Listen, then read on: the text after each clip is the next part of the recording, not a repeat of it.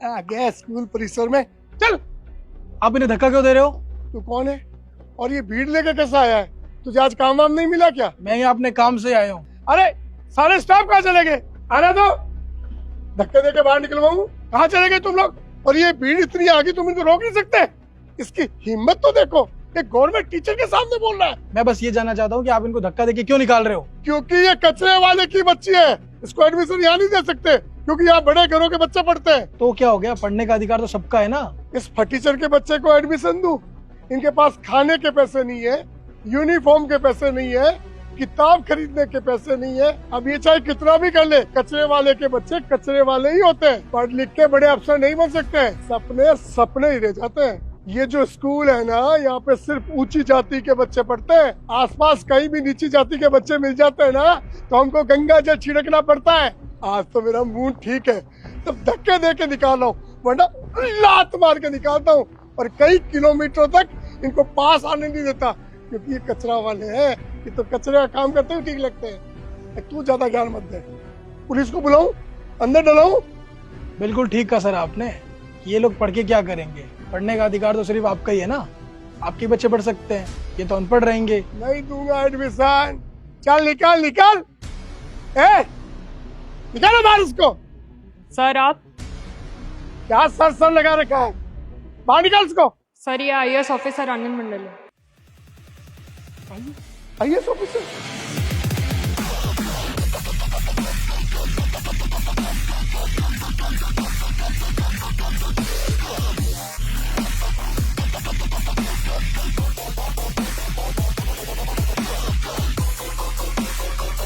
Sir धूप बहुत पड़ रही है, थोड़ा अंदर आएंगे?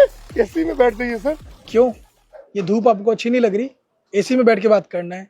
जो बात होगी यही होगी और इन गांव वालों के सामने होगी। Sir please. पता है मैं यहाँ क्यों आया हूँ? इन सबके कंप्लेन पे आया हूँ। इनको इसलिए साथ लेके आया हूँ ताकि इनके बच्चों को मैं इनका अधिकार दिला सकूं। आप सब टीचर हैं, आपको सरकार सैलरी देती है, हर महीने देती है। आप बदले में क्या करते हैं?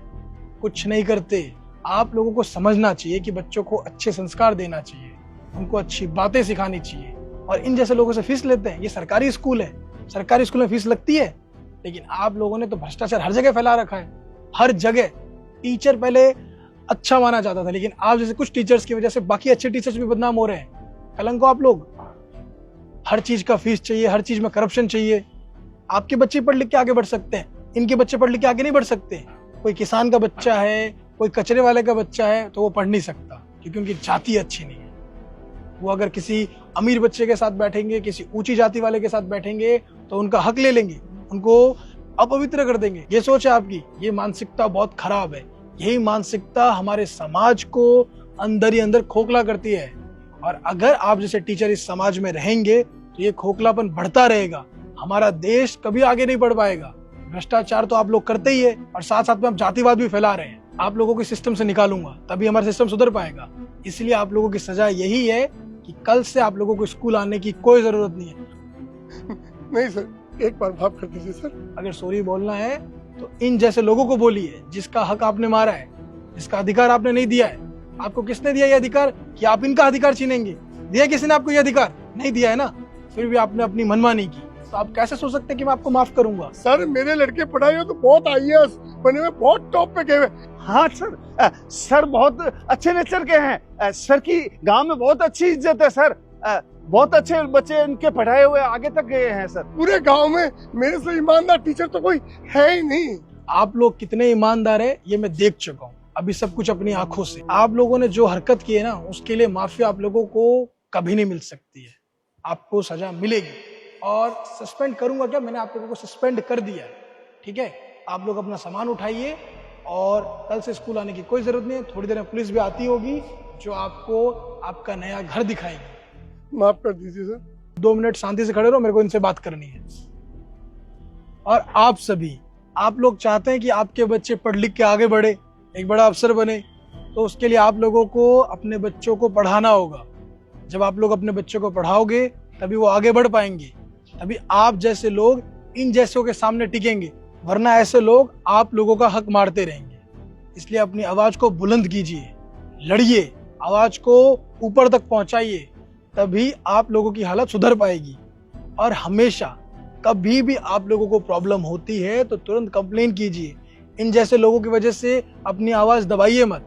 आप जितना लड़ेंगे उतना ही आगे बढ़ेंगे। अपनी आवाज को बुलंद कीजिए और कोई भी आपको तकलीफ देता है तो हमारे पास आइए, हम उसको ठीक करेंगे, हम आपकी मदद करेंगे। समझे आप लोग? आप जैसे लोग बस समाज को अंदर ही अंदर खोखला बनाते रहते हैं। जिस थाली में खाते हैं उसी थाली में आप लोग छेद करते हैं। मुझे शर्म आती है आप जैसे टीचर्स पे। अगर आप लोग ईमानदार रहेंगे तो बच्चे भी ईमानदार बनेंगे, लेकिन आपसे बच्चे क्या सीखेंगे? सिर्फ करप्शन। आपको और आपके पूरे स्टाफ को डिसमिस किया जाता है। ये एक सबक है उन सभी टीचर्स के लिए जो आप जैसे हैं। अब जाके चुपचाप उस कोने में बैठ जाओ, आपकी बारात अभी थोड़ी देर में निकलेगी। बहुत भ्रष्टाचार किया है ना आपने, बहुत भेदभाव फैला लिया, बहुत जातिवाद फैला लिया। सजा तो मिलके रहेगी आप लोगों को। चलिए अब घर जाइए और आपके बच्चे का एडमिशन हो जाएगा, फिक्र मत कीजिए।